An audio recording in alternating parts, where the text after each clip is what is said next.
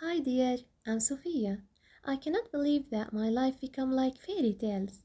When I was young, my mother passed away, and my father quickly remarried to a terrible, vile woman who had a daughter and son who were far older than me. Sounds recognizable? Yes, my life essentially changed into that of Cinderella. Helena, my stepmother, adored her kids, but loathed me. She would treat me like dirt while routinely spoiling them. She didn't care that they had bullied me because she had also done so, and because my father worked so frequently, he didn't even appear to notice. Even now, my stepmom has me help around the house. She never forced my stepsisters to do any of those disgusting jobs, like cleaning the toilets or taking out the trash. Was astounded by how closely a fable from so many years ago could have described my life. When the bluebirds came to help me with housework, and the talking mice appeared, my best friend Joanne tried to encourage me. She would remind me that I only had to live at home until I was 18. Then I could go off to college and start a new life, far away my wicked stepmother and stepsisters. You have amazing grades, she said. You will be able to go to any school you want. You could go somewhere across the country, across the world even. My stepmom continued to abuse me while allowing my stepsister and brother to get away with murder, and Joanne was the only one who could protect me from going insane. I once mentioned that to my father, who simply responded that merging families required adjustment. Give them a shot, he urged. Since their father moved away, your stepsisters have experienced hardship. Penny is undoubtedly attempting to atone for her actions by rewarding them. I detested that he sided with them. If I was Cinderella, then where was my fairy godmother? Where was my Prince Charming? I know the answer. That stuff only happened in fairy tales. In reality, nobody rescued you from your awful life, especially not the princess. When guys asked me out, I told them I was too busy for a relationship. In reality, I was scared. How could I expect to have a good relationship when my home life was this bad? As high school wore on, I continued to get perfect grades. I took on some volunteer work to broaden my portfolio while getting out of the house. I believed I had a strong chance of receiving a scholarship until the time came to start applying to institutions. I was shaking with trepidation as I submitted my application. However, I was also eager I would soon be able to get away. I made the error of telling my stepmom the schools I had applied to, since I was so excited. She was upset that I chose such distant schools. I should have known better to stay close to home so I could continue to help out around the house on the weekends. I had a duty to my family.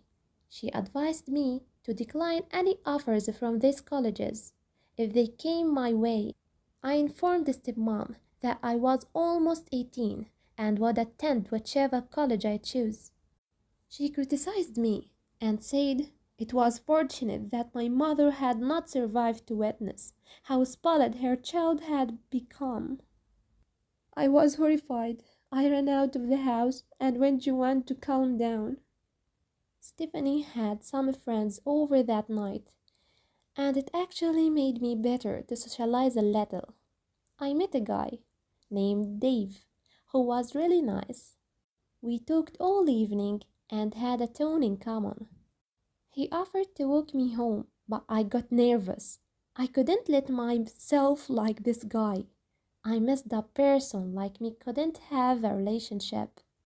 I made some excuse and went to say goodbye, Joanne. She asked about Dave, but I said it would not have to work out. She told me my stepmom had already ruined so much of my childhood. I shouldn't let her ruin this too. I realized she was right. I found Dave again and told him he could walk me home. We even kissed outside my house.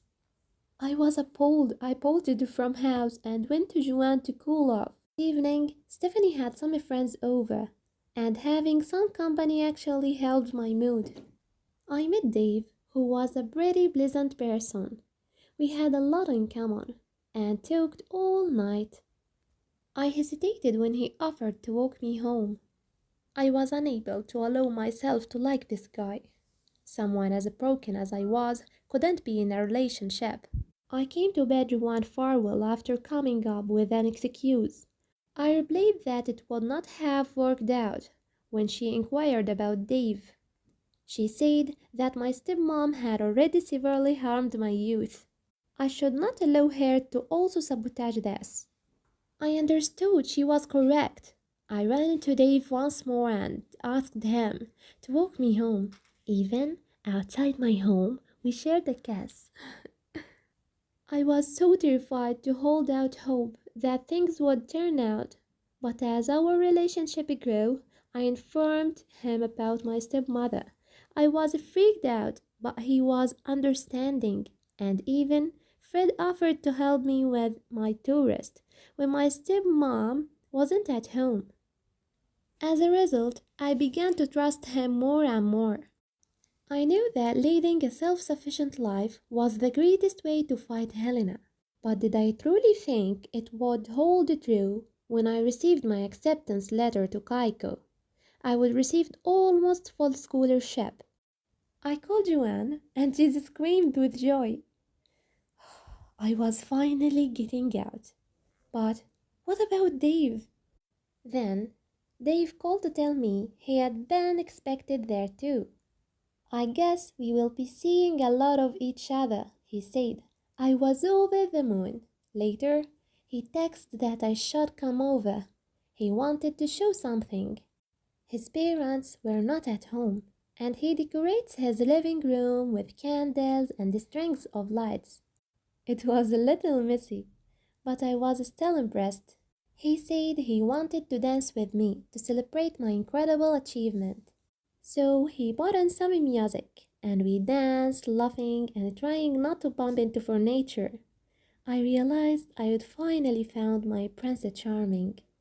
Did you like this story? Let us know in the comments and be sure to like the video and subscribe to our channel.